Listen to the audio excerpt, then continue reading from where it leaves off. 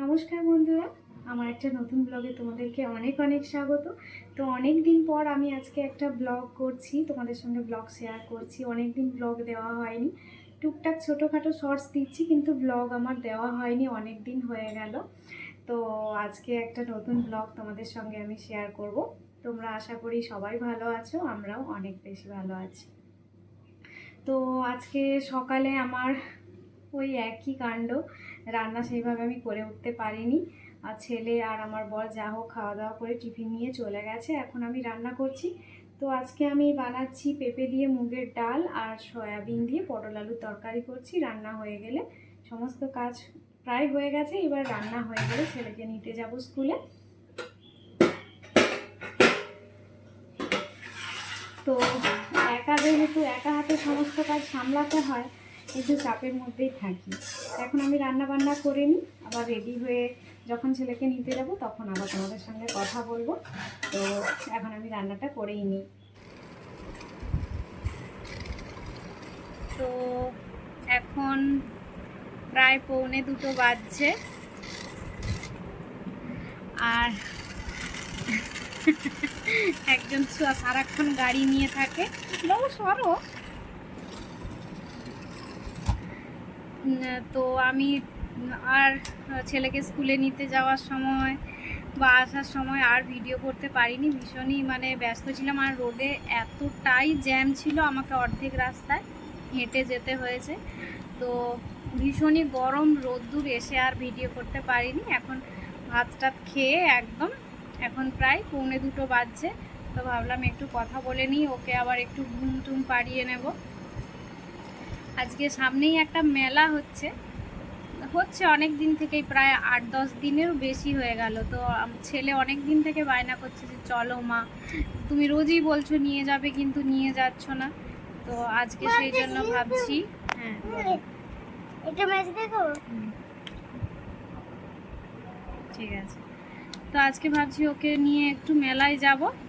এই যে সারাক্ষণ গাড়ি নিয়ে খেলতে থাকে, স্কুল থেকে এসেছে, সকাল স্কুল যেহেতু, তাই উঠে পড়তে হয় 6:30 পৌনে 7টায়। এবার ঘুম পাড়িয়ে দেব, তবে আমার একটু শান্তি হবে। নাহলে এত দুষ্টুমি করে, ওর পিছনে দৌড়াতে দৌড়াতে আসছে আবার। সন্ধে হয়ে গেছে বন্ধুরা, 7টা বেজে গেছে। এবারে নিয়ে যাব আমার বাচ্চাকে, আমিও যাব, ও যাবে, আর ওর পাপা অফিস থেকে আসবে। তো একসঙ্গে মেলায় যাব, একটু ঘুরবে। আর ওকে এখন একটু খাওয়াচ্ছি, আমিও অল্প একটু খেলাম, কারণ আসতে যেহেতু দেরি হবে। বাইরের খাবার যদিও খাই, একটু বাড়ি থেকে খেয়ে যাওয়াটাই বেটার, তাই না? তো ওকে একটু খাইয়ে দিচ্ছি, তারপর খাইয়ে তো রেডি হয়ে গেছি মেলায় যাওয়ার জন্য। এই যে একটা সিম্পল ড্রেসই পরে নিয়েছি, বেশি কিছু করিনি, কারণ এত গরম, এমনিতেই ঘাম ঝরছে।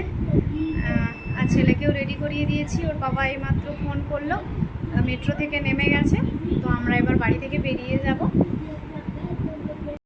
কেউ রেডি করিয়ে দিয়েছি, দেখো মনে হবে যেন স্নান করেছে, এত ঘাম হচ্ছে। আর কেমন স্ট্রিক্টলি দাঁড়িয়েছে দেখো, কি রে বাবু, কেমন মনে হয় এত ঘাম হচ্ছে, তবুও দুষ্টুমি কমেনি, সারাক্ষণ দুষ্টুমি করতেই আছে, এত দুষ্টু আমার বদমাস। চলো এবার আমরা বেরিয়ে যাব, তারপরে মেলায় গিয়ে একবারে দেখা হবে।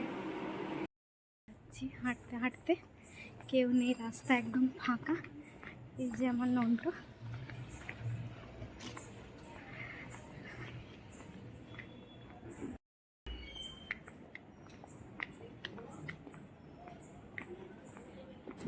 মেলায় পৌঁছে গেছি। সকাল থেকে ব্লগে মেলা মেলা করে যেটা তোমাদের মাথা খারাপ করছিলাম, সেখানে চলে এসেছি। এখানে এসে দেখছি হাতে গোনা মাত্র 10-15টা দোকান হবে বসেছে। সাজগোজের দোকান, আর খেলনার দোকান, টুকিটাকি বাসনপত্রের দোকান, এই সমস্ত বসেছিল। আর একদমই মেলায় লোক ছিল না, যেহেতু অনেক দিন ধরে হচ্ছে। তারপর একদমই ছোটোখাটো একটা মেলা। তো আমার ছেলে যেটার জন্য এসেছিল সেটাও প্রথমেই মিকি মাউসে উঠে গেছে, সেখান থেকে কিছুতেই নামবে না, এই বাইকটাতে চড়াবার কথা বলে ওকে নামানো হয়েছে। তারপর গোটা মেলায় ঘুরে অল্প টুকটাক কিছু জিনিস কিনলাম, একটু খেলনাপাতি ওর জন্য নিয়েছি আর টুকিটাকি জিনিস কিনেছি। তারপর সেরকম খাবার জিনিসও কিছু ছিল না, ঘুগনি ছিল, পাপড়ি চাটটা ছিল, তো আমরা ঘুগনি খেয়েছি। তারপর একটা করে আইসক্রিম খেয়ে বাড়ি চলে